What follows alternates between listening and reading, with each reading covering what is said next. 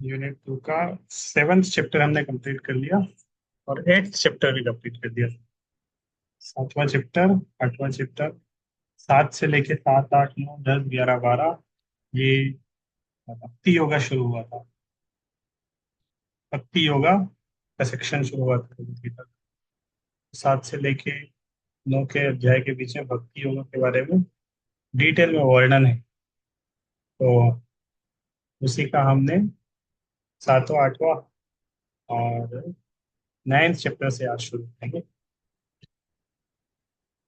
तो 7वें से भक्ति योगा शुरू हुआ। इसके बाद 8वें में और भक्ति योग के बारे में बताया। इस तरह 8वें अध्याय में किस तरह 7वें अध्याय के आखिरी में अर्जुन ने कुछ प्रश्न पूछे थे और प्रश्नों का उत्तर 8वें अध्याय की शुरुआत में भगवान ने दिया। विशेष रूप से जिसके बारे में ज्यादा वर्णन हुआ था वो था मृत्यु के समय किसे भगवान को स्मरण कर सकते हैं, अंत काल में किसी व्यक्ति भगवान को स्मरण कर सकता है। उसके बाद 8वें अध्याय में और भी चर्चा हुआ था। जैसे तो दो चीज का चर्चा हुआ था, भौतिक जगत और आध्यात्मिक जगत। दोनों में क्या वर्णन है भगवान ने बताया, जो आखिरी में मेरे पास आएगा, मेरा स्मरण करेगा, मेरे पास आ जाएगा। फिर कोई सोच सकता है अरे भगवान के पास जाने की क्या जरूरत है, हम तो इधर ही खुश हैं, भगवान के पास जाने की क्या जरूरत है, हम तो अभी यही हैं, यहाँ बहुत बढ़िया है। इसलिए भगवान ने दोनों बता दिया। तो अभी तुम जहाँ पे हो इसकी हालत, इसको भौतिक जगत बोलते हैं। 8वें अध्याय में बताया ये दुखालयम है, दुखालयम शाश्वतम। तो ये दुख का आलय। तो फिर आध्यात्मिक जगत के बारे में भी थोड़ा सा बताया था। आध्यात्मिक जगत में जाने की क्यों इच्छा होना चाहिए, क्या है आध्यात्मिक जगत। तो वो आध्यात्मिक जगत के बारे में भी थोड़ा, तो दोनों आध्यात्मिक जगत भौतिक जगत के बारे में भी थोड़ा अध्ययनों में आपको बताया। आज से हम नवा अध्याय शुरू करेंगे। नवा अध्याय को बोलते हैं मोस्ट कॉन्फिडेंशियल नॉलेज। इसका नाम ही है मोस्ट कॉन्फिडेंशियल नॉलेज, सबसे वही ज्ञान। इस, देखो हम 7वें से लेके 12 अध्याय, ये भक्ति आ, भक्ति योग है 7वें से लेके। इस तरह प्रभुपाद बताते हैं कि जिस तरह एक बुक रहती है, फ्रंट में कवर, बीच में आगे पीछे कवर रहता है, बीच में कंटेंट रहता है। भगवत गीता के पहले 6 चैप्टर कवर है, आखिरी 6 चैप्टर कवरिंग, मेन कंटेंट बीच में है, एकदम मिडिल में है। तो अगर एकदम मिडिल निकालेंगे भगवत गीता का, भगवत गीता में तो 18 अध्याय है, तो मिडिल में नौवा और नवा अध्याय मिडिल में आएगा लगभग। और 9वें अध्याय का भी आखिरी मिडिल आएगा। अगर चैप्टर देखें तो 9वां और 10वां, ये दो मिडिल के चैप्टर रहेंगे। 9वां अध्याय, 10वां अध्याय। फिर 9वां 10वां का भी मिडिल निकालेंगे, मतलब 9th का एंड, 9वें अध्याय का आखिरी श्लोक। वहां पे भगवान बताते हैं मन मना भव मद भक्तों। विशेष रूप से 9वें श्लोक में बहुत सारे श्लोक है जिसमें भगवान भक्ति योग का बारे में वर्णन करते हैं। 7वें अध्याय से भक्ति योग शुरू हो गया था, लेकिन 7वें अध्याय के बाद 9वें अध्याय में भी भक्ति योग के बारे में वर्णन हुआ। 7वें अध्याय के बाद 9वें, तभी मैं थोड़ा सा एक ओवरव्यू दे रहा हूँ। आप इसको लिख के, आप इसको न केवल देखना है, आप इसको देखना है कि 7वें अध्याय में जो हमने पढ़ा और 9वें अध्याय में जो पढ़ रहे हैं, कैसे वो इंटर कनेक्टेड है। क्योंकि जो हमने 7th चैप्टर भगवत गीता में पढ़ा था, सब कुछ 9th चैप्टर में फिर से आ रहा है। श्लोक अलग है, थोड़ा सा एडवांस वर्जन में, डीपर वर्जन में आ रहा है। तो ये हमने पढ़ा था, आ, ये 9th चैप्टर में आ रहा है, अलग अलग इसका ठीक है। सीधे हम पॉइंट पे आते हैं। Similarities between chapter 7 and chapter 9। Bhagavad Gita के 7वें अध्याय और 9वें अध्याय में क्या समानता है, ये श्लोक आप नोट कर सकते हैं। और भगवत गीता खोल के ये सिमिलरिटीज को खुद अ, देखेंगे ना कि हाँ ये श्लोक यहाँ है, सेम चीज भगवान भगवत गीता नारायण में बताया, यहाँ पे जो बताया वो भी ये बताया, इधर ये बताया वो भी से बताया।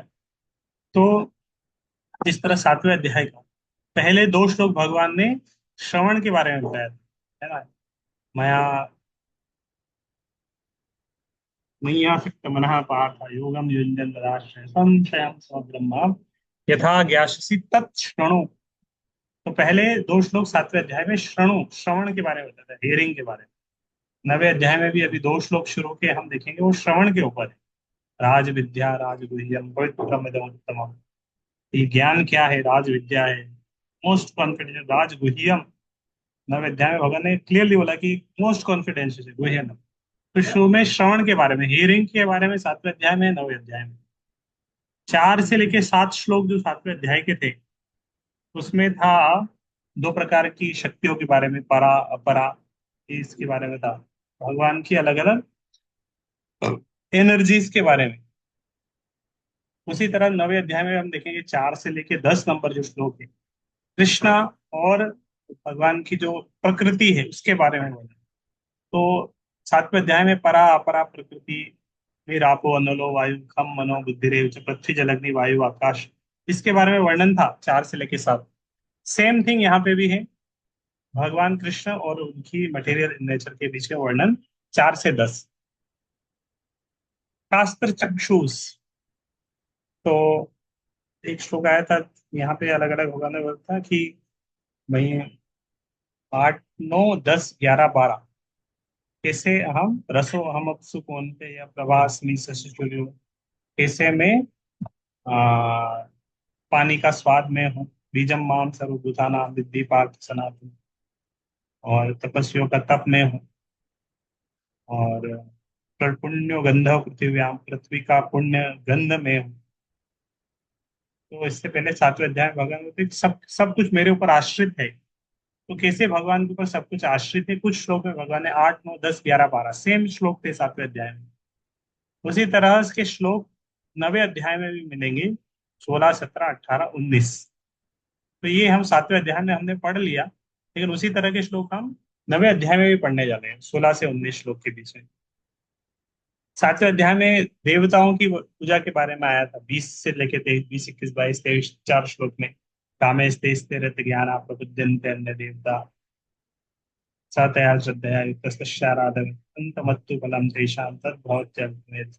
तो देवता डेमिगॉड वर्शिप के बारे में आया था, 20 से 23 नंबर श्लोक। इसी तरह 20 से 25 देवता डेमिगॉड वर्शिप के श्लोक नवे अध्याय में भी है, जिसमें देवताओं की पूजा के बारे में बताया गया है, 20 से लेके 25 नंबर श्लोक। और 24 25 24 25 नंबर श्लोक है सातवें अध्याय का, जिसमें है इम्पर्सनलिज्म के बारे में बताता है। इसी तरह 11 12 श्लोक नवे अध्याय का, इसमें भी भगवान इम्पर्सनल के बारे में। इसके अलावा भी नवे अध्याय में और भी बहुत कुछ बता रहे हैं भक्ति के बारे में, क्योंकि इसमें 30 श्लोक है, इसमें 34 श्लोक है। स्पेशली कुछ श्लोक है नवे अध्याय में जिसमें भगवान भक्ति की महिमा बता रहे हैं, पत्रम पुष्पम फलम तोयं जो मैं भक्त्या प्रयच्छति। तो मैं पहले की तरह ही डायरेक्ट, पहले हम भगवत गीता से शुरू करते हैं, फिर पीपीटीज में आएंगे। अध्याय 9, तो पहले थोड़ा पढ़ते हैं, फिर पीपीटीज, फिर दोस्तों समझेंगे। परम गुह्य ज्ञान, मोस्ट कॉन्फिडेंशियल नॉलेज। श्री भगवान वाचा इदम तु ते गुह्यतमं प्रवक्ष्यामि अनुसूयवे, ज्ञानम विज्ञान सहितम यज्ञात्वा मोक्ष से शुभात्। तो यहाँ भी होता है ज्ञानम विज्ञान सहितम, इस तरह सातवें अध्याय में एक श्लोक में आया था, किसी को याद है कुछ? ज्ञान और विज्ञान, इसके बारे में ये शब्द आया था सातवें अध्याय में एक श्लोक में।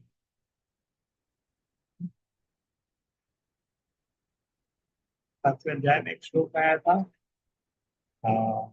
दूसरे नंबर श्लोक आया था, मय्यासक्त मना पार्थ योगम युञ्जन तदाश्रय संशयम समग्रम माम यथा ज्ञास्यसि तत्क्षण ज्ञानम तेहम सविज्ञानम। सातवें अध्याय का दूसरा नाम श्लोक वो शुरू होता है, ज्ञानम तेहम सविज्ञान। उसमें भगवान बोला है कि मैं तुम्हें ज्ञान नहीं बता रहा हूँ, विज्ञान भी बता रहा हूँ। तो ज्ञान और विज्ञान, वही शुरुआत में श्रवण के बारे में बताता हूँ। ज्ञानम विज्ञान सहितम, भगवान बोले कि मैं अभी तुम्हें मोस्ट कॉन्फिडेंशियल नॉलेज बता रहा हूँ, इसमें ज्ञान भी है और विज्ञान भी। ज्ञानम विज्ञान सहितम यत ज्ञात्वा मोक्ष से अशुभात्। इसको अगर तुम्हें जान लोगे तो आ, संसार के से क्लेशों से मुक्त हो जाओ। अशुभात्, जो अशुभ अशुभ चीजें इस कष्टमय संसार, उससे बच जाओगे इस ज्ञान को जानने से। यत ज्ञात्वा, संसार के क्लेश से बच जाओ। किसके द्वारा? भगवत गीता के ज्ञान के द्वारा। और अनुसूयवे शब्द यहाँ पे गाया है, ईर्ष्या न करने वाला। श्री भगवान ने कहा, हे अर्जुन, क्योंकि तुम मुझसे कभी ईर्ष्या नहीं करते, इसलिए मैं तुम्हें यह परम गुह्य ज्ञान तथा अनुभूति बतलाऊंगा, जिसे जानकर तुम संसार के सारे क्लेशों से मुक्त हो जाओगे।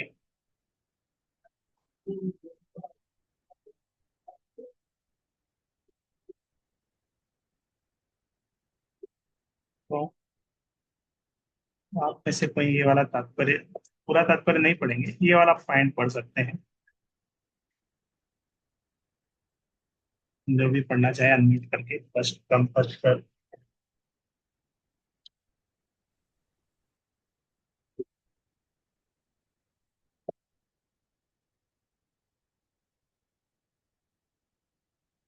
Yes yes. प्रभु, मैं पढ़ो। हाँ। भगवत गीता का प्रथम अध्याय शेष ग्रंथ की भूमिका जैसा है। द्वितीय तथा तृतीय अध्याय में जिस आध्यात्मिक ज्ञान का वर्णन हुआ है वह गुह्य कहा गया है। सातवें तथा आठवें अध्याय में जिन विषयों की विवेचना हुई है वे भक्ति से संबंधित हैं और कृष्ण भावनामृत पर प्रकाश डालने के कारण गुहत्तर कहे गए हैं। किंतु नवे अध्याय में तो अनन्य अनन्य शुद्ध भक्ति का ही वर्णन हुआ है। फलस्वरूप यह परम गुह्य कहा गया है। जैसे कृष्ण का यह परम गुह्य ज्ञान प्राप्त है वह दिव्य पुरुष है, अतः इस संसार में रहते हुए भी उसे भौतिक कलेश नहीं सताते। भक्ति रसामृत सिंधु में कहा गया है कि जिस जिसमें भगवान की प्रेमा भक्ति करने की उत्कृष्ट इच्छा होती है वह भले ही इस जगत में बद्ध अवस्था में रहता हो किंतु उसे मुक्त मानना चाहिए। इसी प्रकार भगवत गीता के 10वें अध्याय में हम देखेंगे कि जो भी इस प्रकार लगा रहता है वह मुक्त पुरुष है। तो क्लियरली होता है कि शुरुआत की भगवत गीता के 6 अध्याय, दूसरे और तीसरे अध्याय में भगवान ने जनरल गुह्य ज्ञान बताया, कॉन्फिडेंशियल नॉलेज। कॉन्फिडेंशियल नॉलेज शुरू शुरू में बताया, फिर और आके 7वें अध्याय और 8वें अध्याय में मोर कॉन्फिडेंशियल नॉलेज, गुह्यतम। फिर 9वें अध्याय में भगवान बताते हैं most confidential knowledge, good better और बेस्ट।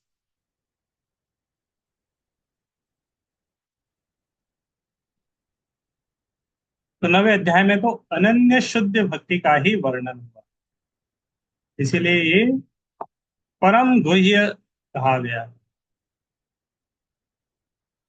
और जिसे ये ज्ञान पता है वो दिव्य पुरुष हो जाएगा, भौतिक क्लेश उसे नहीं सताएंगे। और यहाँ तक कि जो ज्ञान अगर पता हो गया तो इस भौतिक जगत में रहते हुए भी मुक्त पुरुष हो जाएंगे।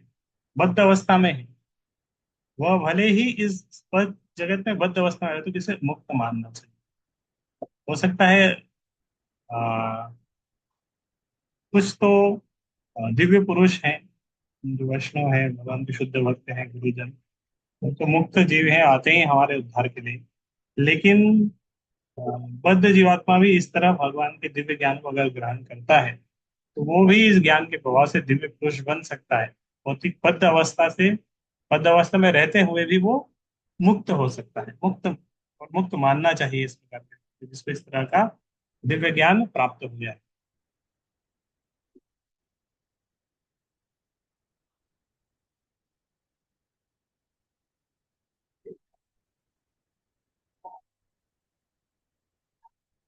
प्रथम श्लोक का विशिष्ट महत्व है इदम ज्ञानम। भगवान ने बोला ना कि यह ज्ञान मैं तुम्हें बताऊंगा, प्रवृत्ति की ये शुद्ध भक्ति का ज्ञान भगवान बताना चाह रहे हैं।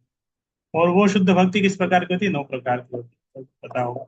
श्रवणम कीर्तनम विष्णु स्मरणम पाद सेवनम अर्चनम वंदनम दास्यम साख्यम आत्म निवेदनम।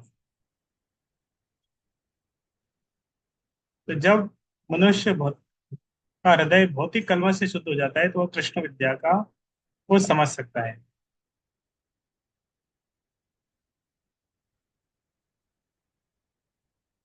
एक और शब्द महत्वपूर्ण आया है इसमें, अनसूयवे। शब्द भी अत्यंत महत्वपूर्ण है। सामान्यतः बड़े से बड़े विद्वान भाष्यकार भी भगवान कृष्ण से ईर्ष्या करते हैं। तो पहले यूनिट वर्क में जो पहले के 7 अध्याय हैं, इसी एक अध्याय में भगवान किसी एक अध्याय में आ, इस तरह कुछ बताया था कि मैं तुम्हें यही ज्ञान दे रहा हूँ। इस तरह क्यों भगवान अर्जुन को ये ज्ञान दे रहे हैं, कौन सा अध्याय बताया गेस? किसी शुरू शुरू के एक अध्याय में भगवान अर्जुन को बता रहे थे ज्ञान के बारे में।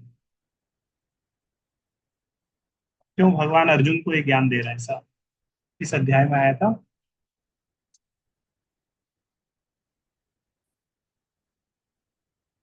चौथे अध्याय में, यस। चौथे अध्याय में शुरू शुरू में भगवान ने बताया था कि मैं सबसे पहले ज्ञान सूर्यदेव को दिया था, सूर्यदेव ने विवस्वान को दिया। फिर भगवान ने बोलते कि मैं तुम्हें ये ज्ञान दे रहा हूँ कि क्योंकि तुम मेरे अ, मित्र हो। भक्तोसी में सखा चेती, रहस्यम ही एतद उत्तम। इस तरह भगवान ने बोला कि तुम मेरे भक्त हो। भगवान, तुम मेरे भक्त हो मतलब तुम मेरे से ईर्ष्या नहीं करते, मुझसे प्रेम करते हो, मेरे से ईर्ष्या नहीं करते, और मेरे मित्र हो, इसलिए मैं तुम्हें वो ज्ञान दे रहा हूँ। फिर से यहाँ पे भगवान एक और रीजन दे रहे हैं क्यों भगवान अर्जुन को ज्ञान दे रहे हैं, कि क्योंकि वो अनसूयवे, ईर्ष्या नहीं करते हैं कृष्ण से। तो जो भगवान से ईर्ष्या कर नहीं करते वो इस ज्ञान को समझ पाएंगे। गीता के भी शुरुआत में आता है, भागवतम की शुरुआत में आता है, परम निर्मत सराणाम सत्य। जो आ, जो ईर्ष्या से रहे थे वो भक्त भागवत का आस्वादन कर पाएंगे। तो गीता भी उस तरह के भक्त ही जिनके अंदर ईर्ष्या नहीं है वो समझ पाएंगे। तो इस तरह के जो लोग कृष्ण से ईर्ष्या करते हैं लेकिन भगवत गीता के ऊपर टीका है, टीका अगर लिख रहे हैं, वे कृष्ण के प्रति ईर्ष्या रखते हैं, अतः उनकी टीकाएं व्यर्थ होती। तो कोई अगर टीका लिख रहा है लेकिन कृष्ण से ईर्ष्या करता है तो उसकी टीका व्यर्थ है। केवल कृष्ण भक्तों द्वारा की गई टीकाएं ही प्रमाणिक है। जो भगवान के भक्त हैं, क्योंकि भगवान से प्रेम करते, ईर्ष्या नहीं करते, इसीलिए केवल उन्हीं की टीकाएं पढ़नी चाहिए। टीका पढ़ेंगे तो हमें शुद्ध भक्ति मिलेगी। जो खुद भगवान से ईर्ष्या करता है उसकी टीका अगर हम पढ़ेंगे तो हमारे अंदर कभी शुद्ध भक्ति नहीं आएगी। कोई भी ऐसा व्यक्ति जो कृष्ण के प्रति ईर्ष्यालु है न तो भगवत गीता का व्याख्या कर सकता है न पूर्ण ज्ञान प्रदान कर सकता है। जो व्यक्ति कृष्ण को जाने बिना उनके चरित्र की आलोचना करता है वह मूर्ख है। अतः ऐसी टीकाओं से सावधान रहना चाहिए। जो व्यक्ति यह समझते हैं कि कृष्ण भगवान है, शुद्ध तथा देव पुरुषों के लिए ये लाभप्रद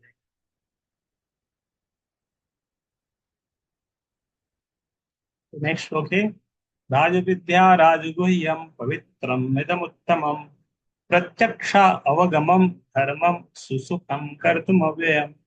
यह ज्ञान सब विद्याओं का राजा है। तभी एक छोटा सा टास्क रहेगा आप सबके लिए।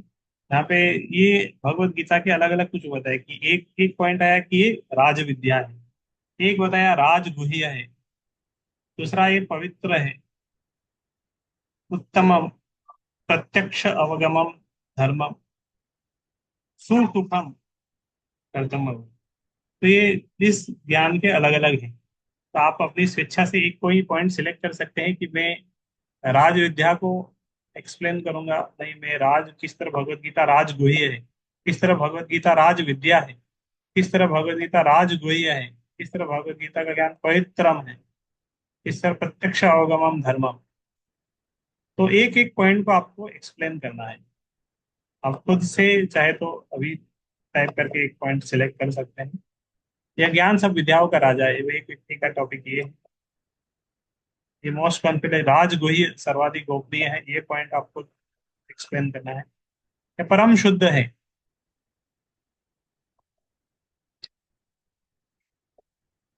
और आत्मा की प्रत्यक्ष अनुभूति कराने वाला है, धर्म का सिद्धांत है, अविनाशी और अत्यंत सुख प्रदान करने वाला है।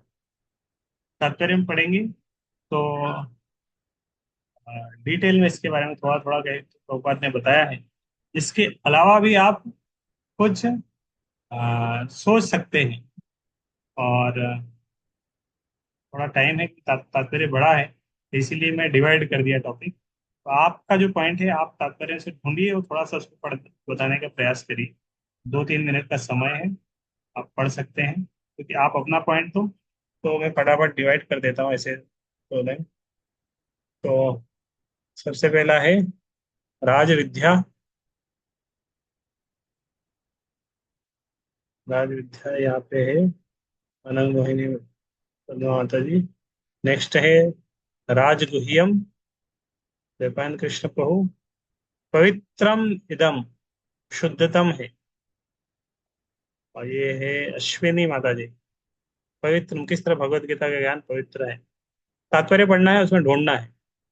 नीरज प्रभु का है प्रत्यक्ष अवगमम धर्मम, किस तरह प्रत्यक्ष अनुभूति कराने वाला है। एंड सुसुखम कर्तुम अव्ययम, शिवानी वर्मा का है सुसुखम कर्तुम अव्ययम।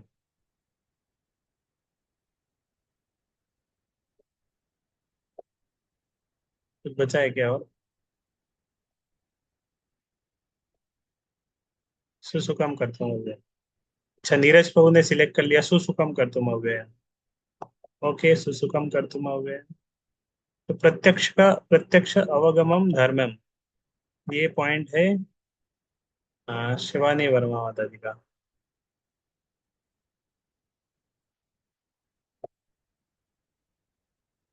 आप रितु मनवानी माता जी का लिए है, रिपीट कर देते हैं।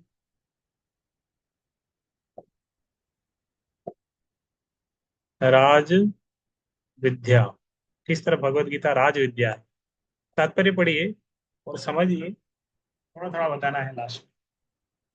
टाइप करके भी बता सकते हैं, अगर आप अच्छा पॉइंट निकाल सकते हैं। अनम्यूट करके भी बता सकते हैं। राज विद्या राजगुह्यम, पवित्रम मिदम उत्तमम, प्रत्यक्ष अवगमम धर्मम सुसुखम कर्तुम अव्ययम। राजविद्या राजगुह्यम पवित्रम मिदम उत्तमम, प्रत्यक्ष अवगमम धर्मम सुसुखम कर्तुम। भगवत गीता होगी आपके पास, आप फटाफट भगवत गीता के तात्पर्य में जाइए, या अपना और थोड़ा सा इसको एक्सप्लेन करने के लिए अलग अलग जगह से भी अलग अलग श्लोक भी कोट कर सकते हैं। राज विद्या एक्सप्लेन करना है, राजगुह्य किस तरह है वो एक्सप्लेन करना है, इस तरह भगवत गीता है परम पवित्र है, ये सब सिलेक्ट करना है। 2 मिनट आपके पास है, 2-3 मिनट। कृष्णा हरे कृष्ण।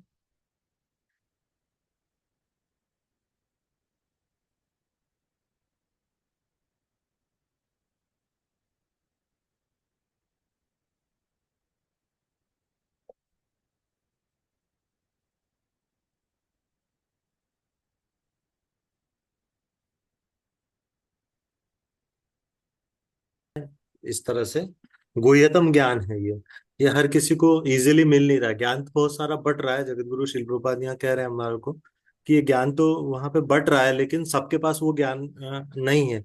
बहुत सारे इंस्टीट्यूशंस खुले हुए हैं, बहुत सारे कॉलेजेस खुले हुए हैं, लेकिन शरीर और आत्मा के बीच का डिफरेंस बताने वाला ज्ञान नहीं मिल रहा है। इसका हम एग्जाम्पल देखते हैं। जब जगत गुरु शिल प्रभुपाद ने 68 में एमआईटी जाते हैं वहां पे, और प्रभुपाद सबसे पहले वहां जाकर पूछते हैं कि अ, और एक चैलेंज देते हैं कि ये इतना बड़ा विश्वविद्यालय है यहाँ पर, यूनिवर्सिटी, और यहाँ पे इतना सारा और मैं वो जो आत्मा के तकनीक का अध्ययन करने के लिए जो विभाग बनाया है आप लोगों ने, उस समय उन लोगों ने विभाग बनाया था। तो वो बोलते हैं कि जीवित शरीर को मृत से अलग करता है जो आप लोग जो सिद्धांत की सर्च कर रहे हैं, तो मुझे बताइए कि क्या आप ऐसा कर सकते हैं। मैं और प्रभुपाद यहाँ भी बताते हैं, इस बात को स्टैब्लिश कर रहे हैं यहाँ पे कि किस तरह से शरीर और आत्मा का जो अंतर बता रहे हैं। प्रभुपाद यहाँ पे एग्जाम उनसे बोलते भी हैं कि जितने भी रसायन है, शरीर जितना बन रहा है उससे मैं आपको दे देता हूँ, क्या आप उसको वापस लाइफ को दे सकते हैं क्या उससे। तो ये मेरा अंडरस्टैंडिंग है इसको लेकर। ओके, ठीक है, thank you. Next.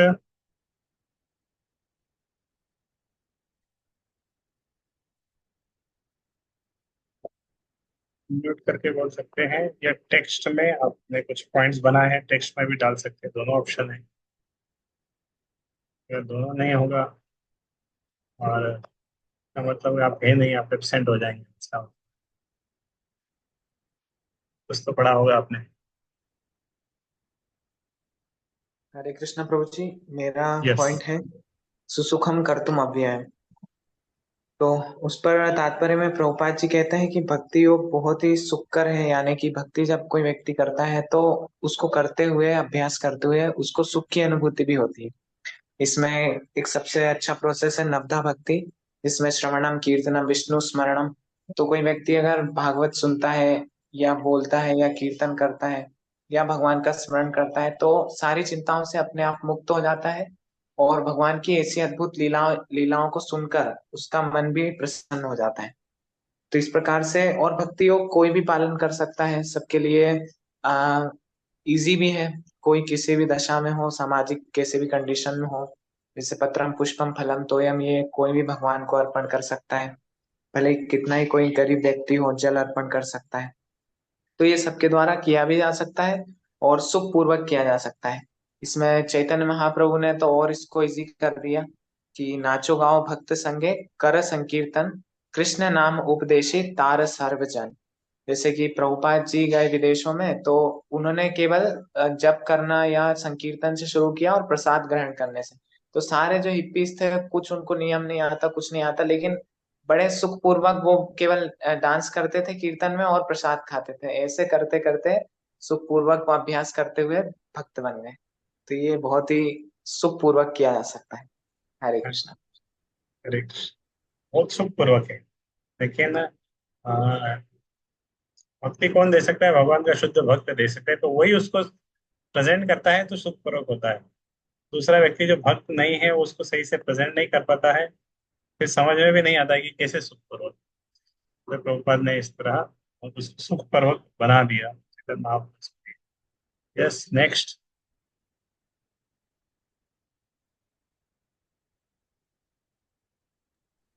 Hare Krishna प्रभु जी, प्रणाम। यस। प्रभु जी, धर्मम का जो उसमें अर्थ तात्पर्य में बता रहे हैं नारद जी का उदाहरण देते हुए कि धर्मम का अर्थ जो कि है धर्म का पथ, उसमें बताते हैं नारद जी जैसे दासी पुत्र थे, वो कुछ नहीं कोई पाठशाला या ऐसे नहीं गए, पर वो अपने माता के कार्यों में सहायता करने से इस पद पे प्राप्त हुए। तो इसमें ये बता रहे हैं कि धार्मिक व्यक्ति मतलब कुछ काफी धार्मिक व्यक्ति ऐसे होते हैं जो यह नहीं जानते कि धर्म का परम लक्ष्य भक्ति ही है, जैसा कि 8वें अध्याय के अंतिम श्लोक में भी बताया गया है। और अंत में इस कंटेक्स्ट में तात्पर्य में अंत में ये भी बताते हैं कि आचार्यों के संसर्ग से मनुष्य आत्म साक्षात्कार के लिए ज्ञान से अवगत हो पाता है, भले ही वह इतना शिक्षित ना हो। हरे कृष्ण। ठीक है। प्रत्यक्ष अवगमम धर्म। प्रत्यक्ष मतलब नारद मुनि दासी पुत्र थे, ज्ञान ज्यादा कुछ वैदिक शास्त्रों का ज्ञान नहीं था, भक्तों का संग किया, सेवा किया। तो और आचार्यों के बारे में जिस तरह से बताया, तो भक्तों के संग से, आचार्यों को का अनुसरण करने से दिव्य ज्ञान हृदय में प्रकाशित हो जाता है। प्रत्यक्ष अवगमन नर, दिव्य ज्ञान हृदय में प्रकाशित हो जाता है। प्रभुपाद जो हिप्पी जो प्रचार किया, सुना, उनको शुरू में उतना क्वालिफिकेशन नहीं था, लेकिन प्रभुपाद शुद्ध भक्त के संपर्क में आने से, उनके अनुसरण करने से, संग करने से उनके हृदय में भी दिव्य ज्ञान प्रकाशित। सर बहुत सारे उदाहरण, लगारी इस तरह है। और भारत मुनि दक्षिण भारत में एक चेतन महाप्रभु के समय का, जब गए थे दक्षिण भारत में, एक ब्राह्मण की स्टोरी आती। भगवत गीता पढ़ रहा था और रो रहा था, उसको पढ़ना आता नहीं। तो महाप्रभु से पूछा कि तुम पढ़ रहे हो और रो रहे हो, और ऐसा क्या है? बाकी बाकी सब लोग उसको देख के हंस रहे थे, ब्राह्मण को देख के कह रहे इसको पढ़ना आता नहीं है, भगवत गीता खोल के बैठ जाता है, रोता रहता है। फिर महाप्रभु ब्राह्मण से चर्चा किया, फिर उसने बताया कि मुझे पढ़ना नहीं आता, लेकिन मेरे गुरु ने आदेश दिया, मेरे अपने गुरु के आदेश का पालन कर रहा हूँ, पढ़ने का प्रयास कर रहा हूँ।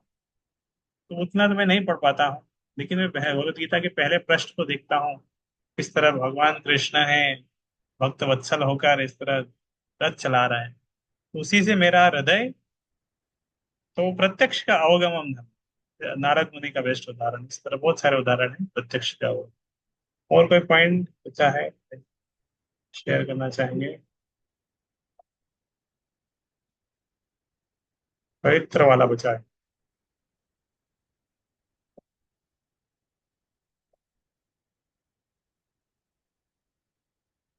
ये परम शुद्ध ज्ञान है, पवित्रम निदमुत्तम। तो आगे बढ़ते हैं। तो ये तात्पर्य में भी अलग अलग कुछ श्लोक है, अलग अलग इस तरह ये भक्ति के वो करने वाला है। नारद मुनि के बारे में तो तात्पर्य बता रहे हैं।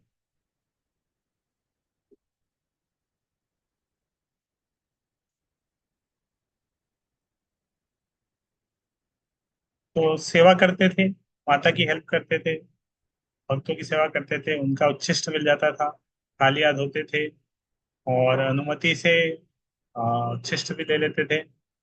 धीरे धीरे वो पाप कर्म से, तो एक यहाँ पे एक श्लोक आया है, ये तात्पर्य में एक श्लोक आया है, अप्रारब्ध फलम पापम कूटम बीजम फलोन्मुखम क्रमेणेव प्रलीयन्ते विष्णु भक्ति रतात्मना। ये भक्ति रसामृत सिंधु में भी ये श्लोक आएगा। तो ये पद्म पुराण का श्लोक है कि किस तरह भक्ति करने से, भक्ति में रत है, उसके सारे पाप धुल जाते हैं, सारे पाप नष्ट हो जाते हैं। कौन कौन से अलग अलग स्टेज है पाप की? अप्रारब्ध, कूट स्टेज, बीज स्टेज। तो जिस भी स्टेज में जो जो पाप है, सारे पाप नष्ट हो जाते हैं। जिस तरह कैदी होता है ना, कोई कैदी है जिसके ऊपर केस चल रहा है, कोई कैदी है जेल में चला गया है, कोई कैदी है जिसको फांसी की सजा होने वाली है। इस तरह कैदी के अलग अलग स्टेज है। कोई कैदी अभी उसके ऊपर केस केस लगा ही नहीं है, वो भाग रहा है, फरार है, पकड़ में आया नहीं है, उसकी खोज चल रही है, लेकिन पाप तो किया है, कहीं ना कहीं तो पकड़ा आएगा, कभी उसके ऊपर केस चलेगा, फिर उसको सजा होगी। तो इस तरह हमने भी बहुत सारे पाप किए, तो उसके अलग अलग स्टेज है, अब प्रारब्ध, कूट, फल, बीज। और यहाँ पे पद्म पुराण में आता है क्रमेण एव प्रलीयत, धीरे धीरे, धीरे धीरे, ग्रेजुअली विष्णु भक्ति के प्रभाव से सब नष्ट हो जाते हैं, सब खत्म हो जाते हैं, सबका प्रभाव। इस तरह भक्ति शुद्ध करने वाली है।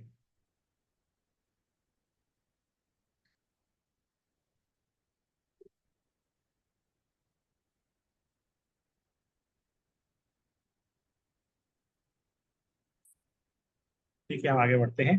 3 नंबर श्लोक, अश्रद्धान पुरुषा धर्मस्यास्य परंतप अप्राप्य माम निवर्तन्ते मृत्यु संसार वर्त्मनि। अश्रद्धान पुरुषा धर्मस्यास्य परंतप अप्राप्य माम निवर्तते। हे परंतु जो लोग भक्ति में श्रद्धा नहीं रखते, वे मुझे प्राप्त नहीं कर पाते, अतः वे इस भौतिक जगत में जन्म मृत्यु के मार्ग पर वापस आते रहते हैं।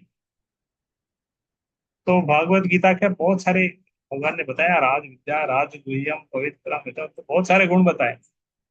लेकिन जो अश्रद्धालु व्यक्ति है, अश्रद्ध धाना पुरुष, इस तरह कुछ कुछ श्लोक हमने पढ़े, चौथे चौथे अध्याय में आएंगे। तो भगवत गीता के पुराने जो 1 से 6 के अध्याय थे, इसमें भी कुछ अश्रद्धालु व्यक्ति के बारे में थोड़ा सा कुछ पढ़ा था हमने।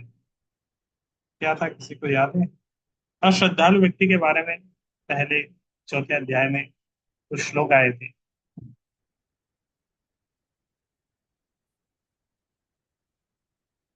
तो संशय होता है, अश्रद्ध ज्ञान। अज्ञश्च अश्रद्धानश्च संशयात्मा विनश्य। चौथा, चौथे अध्याय का 40 नंबर श्लोक, अज्ञश्च अश्रद्धानश्च संशयात्मा विनश्यति नायम लोकवस्ति ना परो न सुखम संशय। तो पहले भी भगवान श्रद्धालु व्यक्ति के बारे में बता दिया कि ज्ञान के ऊपर है जैसा स्थिति, क्योंकि चौथे अध्याय का नाम ज्ञान युग था, वहां ज्ञान के बारे में बताया। फिर बताया अश्रद्धालु व्यक्ति है, संशय करेगा, संशयात्मा विनश्य, इसका विनाश। तो इस जगत में अगले जन्म में कहीं सुखी नहीं रह सकते।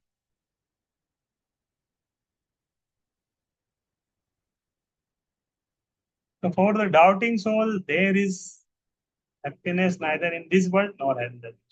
वही तो अश्रद्धालु व्यक्ति है, उसी के बारे में फिर से यहाँ भी बताया कि वहां पे भगवान ने बताया कि वो कहीं भी सुखी नहीं रह सकता, ना इस जगत में रहता, कहीं सुखी नहीं रहते। भगवान ने इससे बोला है कि जो श्रद्धालु व्यक्ति है, वो इस भौतिक जगत में जन्म मृत्यु के मार्ग पर वापस आते रहते हैं, जा ही नहीं पाएगा आध्यात्मिक जगत। भगवान को कभी प्राप्त नहीं कर पाएंगे। संशयात्मा विनश्यति, पहले भी भगवान ने बताया, उसका विनाश होगा। श्रद्धावान विहीन के लिए भक्ति योग पाना कठिन है, यही इस श्लोक का तात्पर्य है। श्रद्धा तो भक्तों की संगति से उत्पन्न की जाती है। महापुरुषों से वैदिक पुराणों को सुनकर भी अभागे लोग ईश्वर में श्रद्धा नहीं रखते, वे झिझकते रहते हैं और भगवत भक्ति में दृढ़ नहीं रहते। इस प्रकार कृष्ण भावनामृत में प्रगति में श्रद्धा मुख्य है। चैतन्य चरितामृत में कहा गया है कि श्रद्धा तो यह पूर्ण विश्वास है कि परमेश्वर श्री कृष्ण की ही सेवा द्वारा।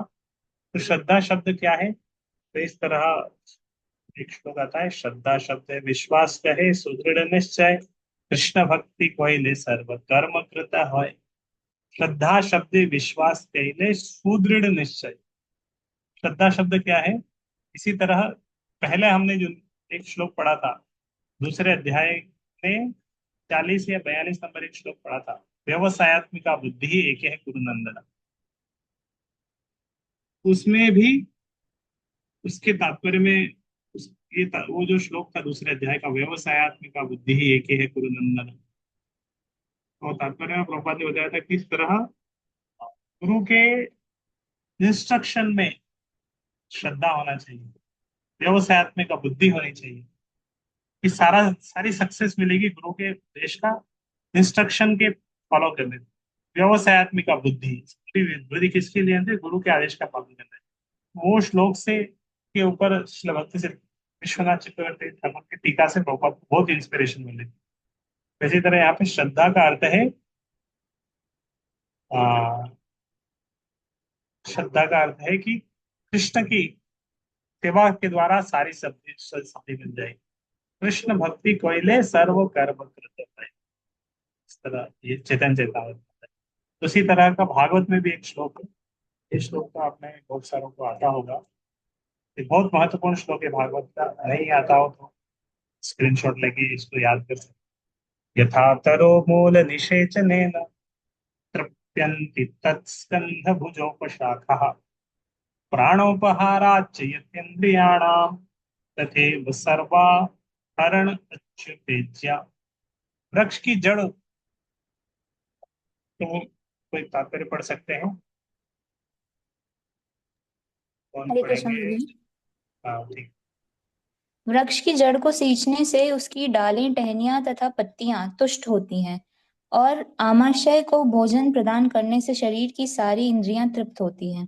इसी तरह भगवान की दिव्य सेवा करने से सारे देवता तथा अन्य समस्त जीव स्वतः प्रसन्न होते हैं। अतः गीता पढ़ने के बाद मनुष्य को चाहिए कि वह गीता के इस निष्कर्ष को प्राप्त हो, मनुष्य को अन्य सारे कार्य छोड़कर भगवान कृष्ण की सेवा करनी चाहिए। यदि वह इस जीवन दर्शन से विश्वस्त हो जाता है तो यही श्रद्धा है। हाँ। हरे कृष्ण।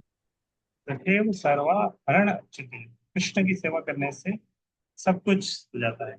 पेड़ की जड़ को पानी डालने से हर जगह उसका पोषण जाता है।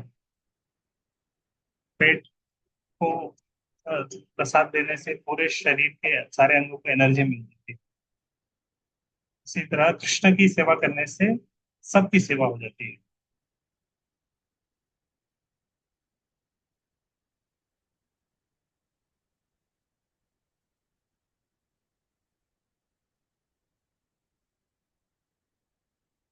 तो अभी कुछ पीपीटी से आप कुछ लोग पढ़े।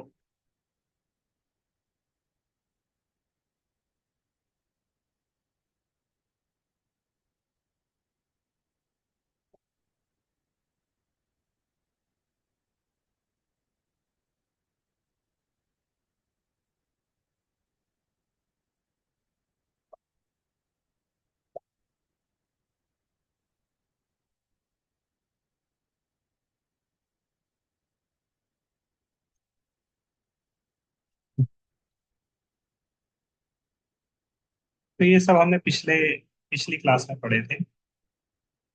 और 7वां अध्याय, 8वां अध्याय, 9वां अध्याय, ज्ञान विज्ञान योग, अक्षर ब्रह्म योग और राज विद्या।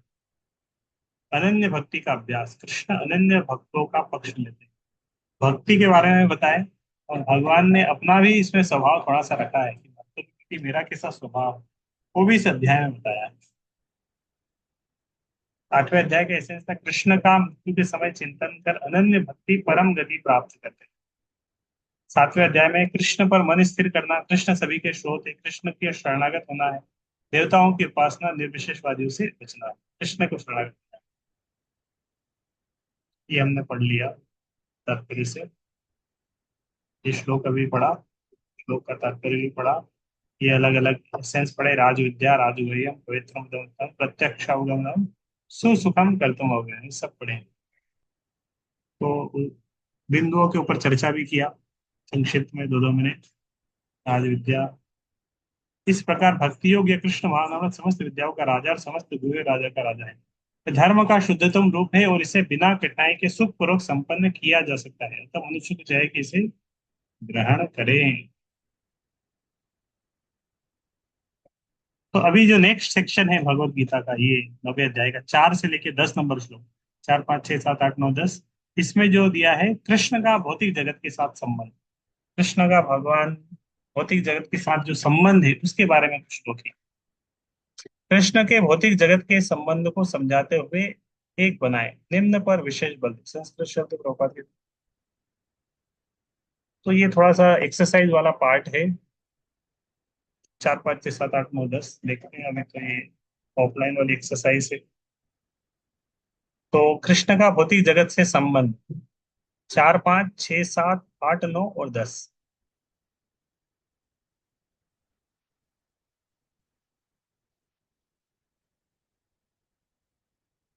तो पहले हम इसको एक्सप्लेन करते हैं, फिर समय रहता है तो हम इसको एक्सरसाइज का रूप भी देंगे। कृष्ण सृष्टि कृष्ण पर स्थित है, वे इसके परे हैं। अभी निकाल लेता हूँ अलग से भगवत गीता।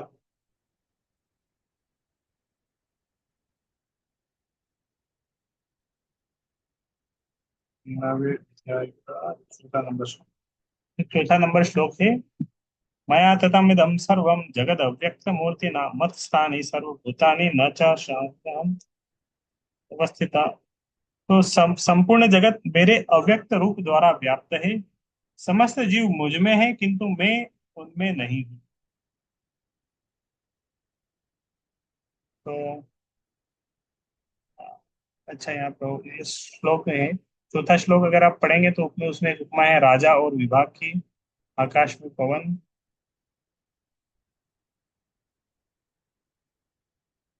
और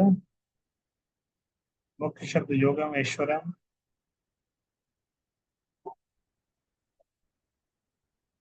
90 में एक एनालॉजी, बिना छुपे हुए पुष्प की गंध लेना। ठीक है, हम पढ़ेंगे। अवजानन्ति मां मुड़ा मानुषं तनुमाश्रिता परम भावम अजानन्तु। 11 नंबर श्लोक, मम भूत महेश्वरम।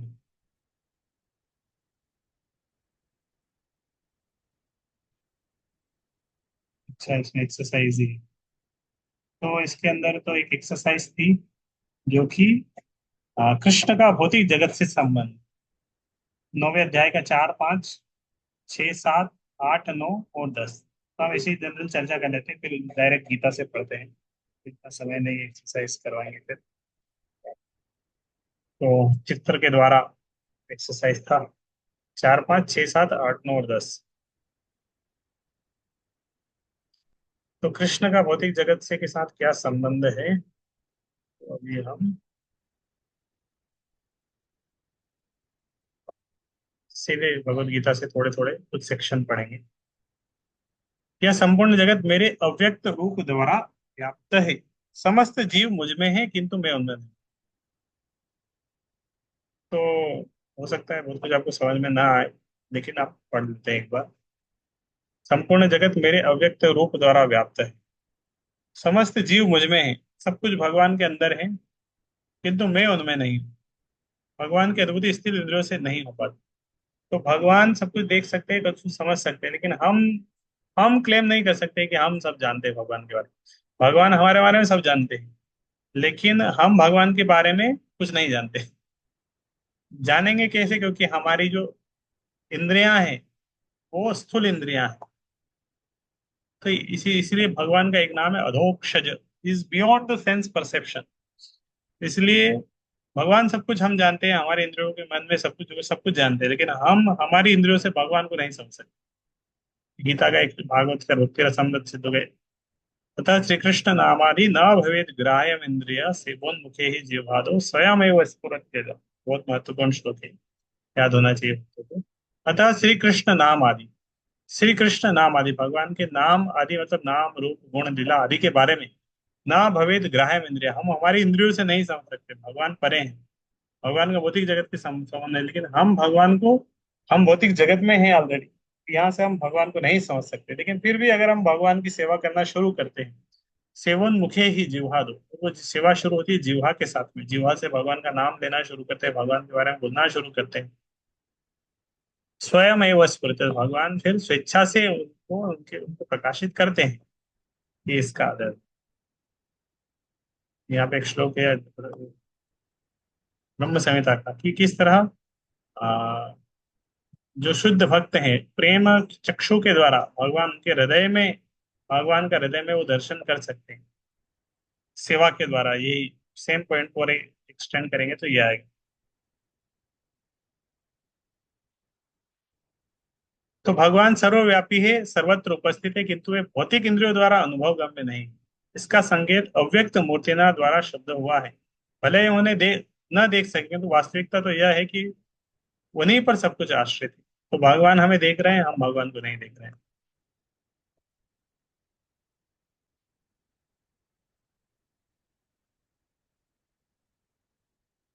तो हर जगह भगवान है। फिर तात्पर्य प्रभात फिर से बोले कि भगवान हर जगह है, फिर इसका अर्थ ये नहीं कि भगवान की व्यक्तिगत कोई सत्ता नहीं।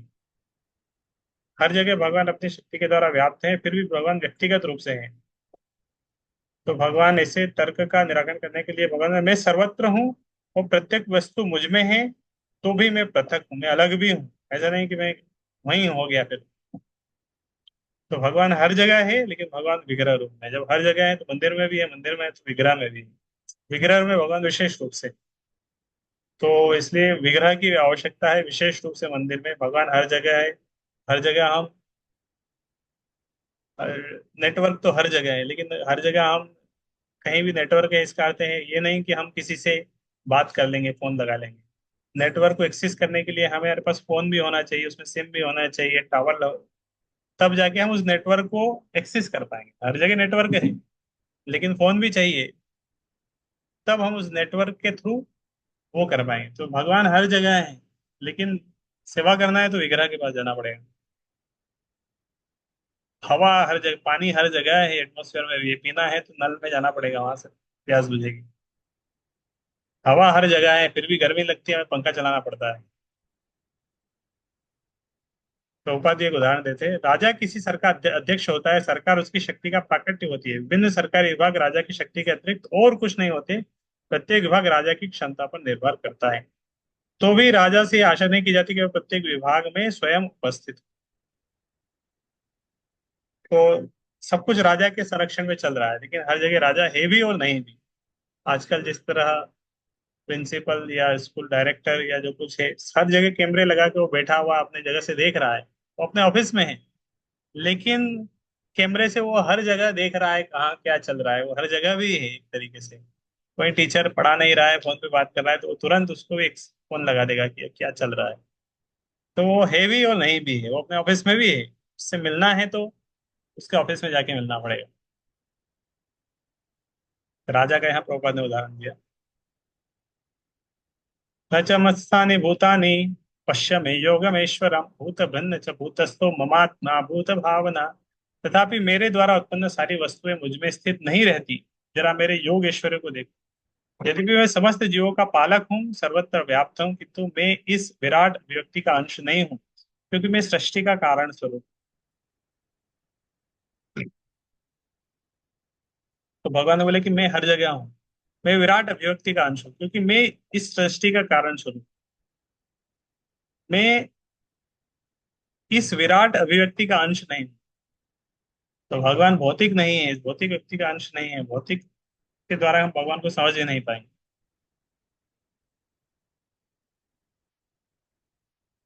तो भगवान ने बोला है कि सब कुछ उनके ऊपर आश्रित है। तो भगवान इस भौतिक जगत के पालन तथा निर्वाह के लिए प्रत्यक्ष रूप से उत्तरदायी नहीं। भगवान ने यहाँ प्रभुपाद एक उदाहरण दे रहे हैं। कभी कभी हमें एटलस, एक रोमन देवता को अपने कंधों पर गोला उठाए देखते हैं। वह अत्यंत थका लगता है और इस विशाल पृथ्वी लोक को धारण किए रहता है। हमें किसी ऐसे चित्र को मन में नहीं लाना चाहिए जिसमें कृष्ण इस रचित ब्रह्मांड को धारण किए हो, उनका कहना।